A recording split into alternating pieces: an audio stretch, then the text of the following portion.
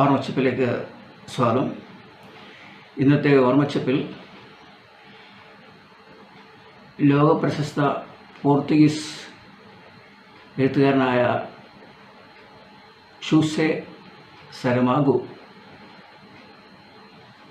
അദ്ദേഹം 1998 സാഹിത്യത്തിനുള്ള നോബൽ സമ്മാനം നേടിയിട്ടുള്ള ആളാണ്. ആ നോവലിൻ്റെ പേര് ദ ബ്ലൈൻഡ്നെസ്. ഇന്നത്തെ ഓർമ്മച്ചപ്പിൽ അവതരിപ്പിക്കുന്നത് അദ്ദേഹത്തിൻ്റെ ഒരു ചെറുകഥ, ദ ലിസാർഡ്, പല്ലി. ഈ കഥ അദ്ദേഹം കുട്ടികൾക്ക് വേണ്ടി രചിച്ചതാണ്. പോർച്ചുഗീസിലെ ചിയാദ് എന്ന് പറയുന്ന ഒരു പട്ടണം, വളരെ തിരക്കേറിയ ഒരു പട്ടണമാണ്. റോഡിൽ കൂടി ട്രാഫിക് അതിവേഗം ചെരിപ്പായുകയാണ്.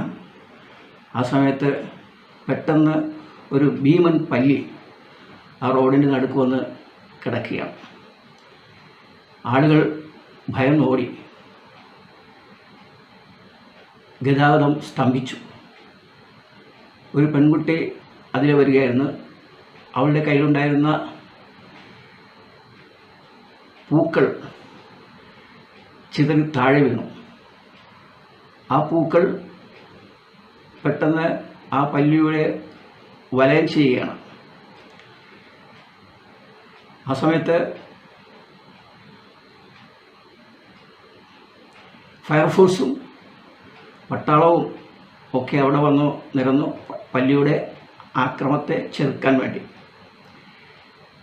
അതുകൊണ്ടായില്ല, പെട്ടെന്ന് ആ പല്ലി ഒരു ചുവന്ന പനിനീർ പൂവായിട്ട് മാറുകയാണ്.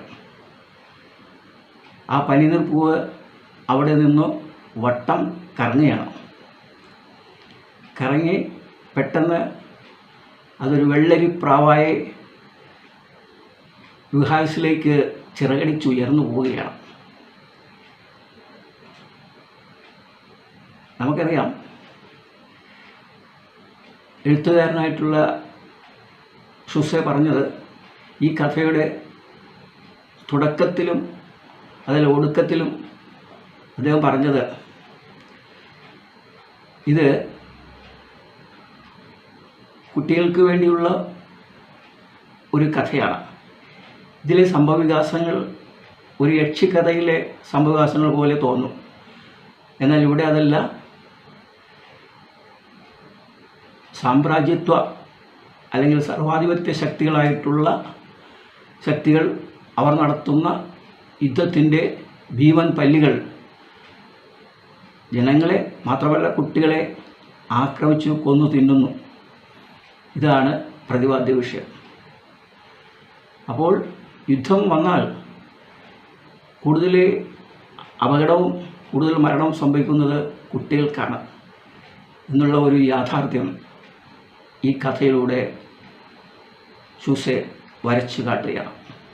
മാത്രമല്ല, ഞാൻ ആദ്യമേ സൂചിപ്പിച്ചു, ഇദ്ദേഹത്തിൻ്റെ ദ ബ്ലൈൻഡ്നെസ് എന്ന നോവൽ, അതിനാണ് സാഹിത്യ നൊബേൽ പ്രൈസ് കിട്ടിയത്.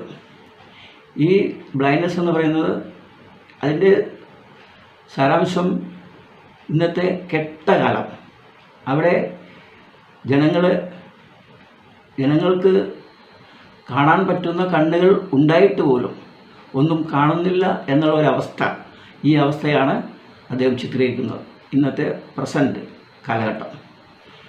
ഇതാണ് ഷൂസെ സരമാഗു. നന്ദി.